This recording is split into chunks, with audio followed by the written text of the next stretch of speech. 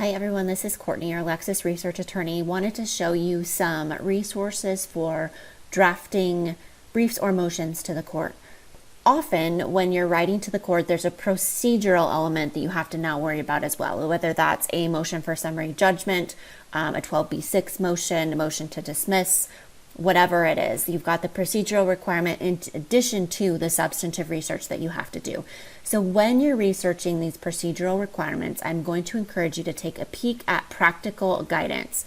So this is like having a supervising attorney sitting on your shoulder, talking you through this transaction or this drafting task from start to finish. So when you go into practical guidance, it's going to be divided by practice area. So you're going to see civil litigation. You're also going to see some other substantive practice areas. But if we go into civil litigation, it's going to be, again, like having a supervising attorney walking you through all of these different tasks involved with litigation that we see over here on the left. So we can go ahead and we can expand all of these tasks. We see we have everything from pre-litigation to initial pleadings, which are going to be your complaints, your answers, assessing jurisdiction and venue. We've got case management, discovery. So we've got our e-discovery, our depositions, our written discovery, our interrogatories, everything you could possibly think of. You're going to find practical guidance. You're going to find templates or blank forms for completing these different tasks. As you scroll down a little further, then you're also going to see a motion section. And in this motion section, you're going to find motion practice fundamentals. So if you just want to read about filing any sort of motion in civil court, what that looks like, things you have to keep in mind, you could definitely start there. If you had particular discovery motions, you could go in there. But what you're probably going to be writing about in your legal research and writing classes are going to be these dispositive motions. So you're asking the court to dispose of one or more claims in the case. So if we could explore those dispositive motions, what we're going to see over on the left is we're going to have practice notes, we're going to have templates, clauses, checklists, articles, and secondary materials. So practice notes are like one-page practice guides or one-page memos written by experts on this topic telling you what you need to keep in mind if you are filing an anti-SLAPP motion, if you are filing a default judgment.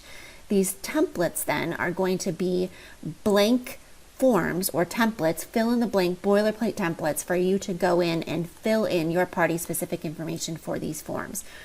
What you can do then, these are all going to be listed in alphabetical order.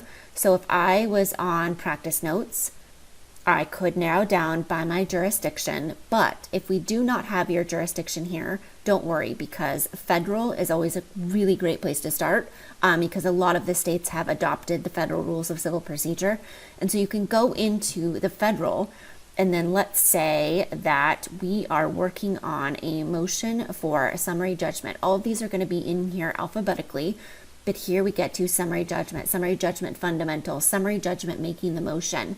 You can go in here, and this practice note is going to give you everything you could possibly need for filing the motion for summary judgment. It's going to have the relevant civil rule. Remember, we are in federal, so if you were in state, you'd have to compare that. But they're going to be very, very similar. And as you scroll down, you even have a nice little video that's going to tell you about the summary judgment rules, what you need to prove, what you need to set out there, and what you're trying to prove. What you're going to see up at the top then is kind of like a link to all the different sections of this document. So you could go right down to the moving papers or the opening brief, what that needs to include. Then what you're also going to see over on the right under related content is anything else that you could possibly use to finish drafting this motion. And so we also have forms, clauses, and checklists. You open that up and you've got making and opposing a motion checklists, summary judgment, submitting evidence, summary judgment checklist. Let's just go ahead and open one of these up. And here you have a very clear checklist of everything that you need to include in your summary judgment motion. So this civil litigation practical guidance module is a really great place to start.